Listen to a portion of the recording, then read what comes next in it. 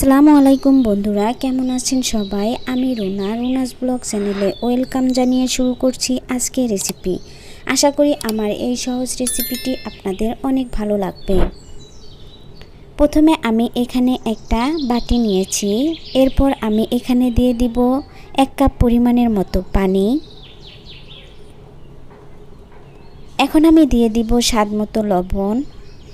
আগে থেকে একটা বাটিতে আমি দুটো ডিম ভেঙে রেখেছিলাম, এখন ডিম দুটো দিয়ে দিব। এরপর আমি পানির সাথে ডিম দুটো ভালো করে মিশিয়ে নিব। দেখুন বন্ধুরা, আমার মিশিয়ে নেওয়া শেষ। এখন আমি এখানে অ্যাড করে দিব 1 কাপ পরিমাণের মতো ময়দা দিয়ে আমি ভালো করে মেখে সফট একটা ডো বানিয়ে নিব। ডোটা আমি রেস্টে রেখে দিব 10 মিনিটের জন্য। দেখুন বন্ধুরা, আমি ফিরে আসলাম 10 মিনিট পরে। আপনারা দেখেই বুঝতে পারছেন ডোটা কতটা সুন্দর, স্মুথ আর সফট হয়েছে। এখন আমি ডোটা 2 ভাগে ভাগ করে নিব। প্রথমে আমি একটা ভাগ নিয়ে এর মধ্যে দিয়ে দিব 1 টেবিল চামচ কোকো পাউডার। অল্প পরিমাণের পানি দিয়ে কোকো পাউডার আর ডো ভালো করে মিশিয়ে নিব। দেখুন বন্ধুরা, আমার মিশিয়ে নেওয়া শেষ।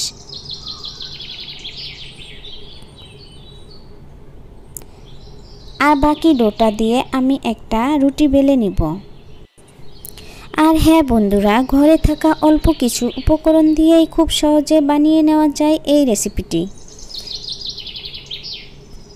আমি যে বাকি ডোটা রেখেছিলাম সেটা দিয়েও আরেকটা রুটি বেলে নিব। আশা করি আমার এই সহজ রেসিপিটি আপনাদের সকলেরই অনেক ভালো লাগবে। দেখুন বন্ধুরা, আমার এই রুটিটাও বেলে নেওয়া শেষ।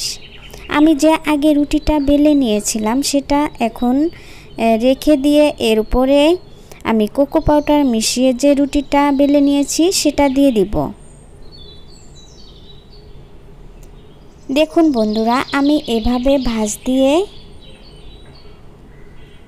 একটা রোল বানিয়ে নিব।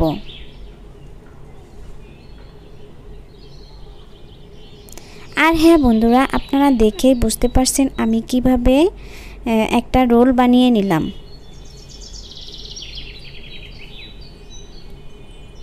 এখন আমি একটা ছুরি দিয়ে এভাবে কেটে নিব। দেখুন বন্ধুরা, আমার প্রায় কেটে নেওয়া শেষ। এখন আমি এভাবে ছাড়িয়ে নিব। আর হ্যাঁ বন্ধুরা, আপনারা দেখেই বুঝতে পারছেন যে কত সুন্দর ডিজাইন করে নিয়েছি। এখন আমি চুলায় একটা টপার বসিয়ে এর মধ্যে দিয়ে দিব পরিমাণ মতো তেল। এখন আমি তেলের মধ্যে একটা একটা করে দিয়ে দিব। আর হ্যাঁ বন্ধুরা, অবশ্যই চুলাটা মিডিয়াম আঁচে রেখে এটা ভেজে নিতে হবে, তা না হলে নিচ থেকে পুড়ে যাবে আর দেখতে অতটা সুন্দর হবে না আর খেতেও বেশি টেস্ট হবে না। এক পাশ হয়ে গিয়েছে, আমি দেখুন উল্টিয়ে নিয়ে অপর পাশটাও একইভাবে একই নিয়মে ভেজে নেব। আপনারা দেখেই বুঝতে পারছেন যে কতটা সুন্দর আর কতটা পারফেক্ট হয়েছে। এটা সকালে বা বিকেলে চায়ের সাথে খেতে অনেক ভালো লাগবে। আর আপনারা ঘরে রেখে দিয়েও 1 সপ্তাহের মতো খেতে পারবেন। দেখুন বন্ধুরা, আমি সবগুলো তুলে নিয়েছি। হ্যাঁ বন্ধুরা, আপনারা চাইলে এই নাস্তাটি সস দিয়ে খেতে পারবেন বা মধু দিয়ে খেতে পারবেন বা চা দিয়েও খেতে পারবেন। আমি এখানে মধু দিয়ে পরিবেশন করে নিয়েছি।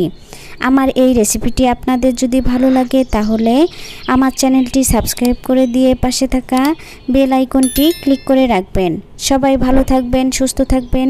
আল্লাহ হাফেজ।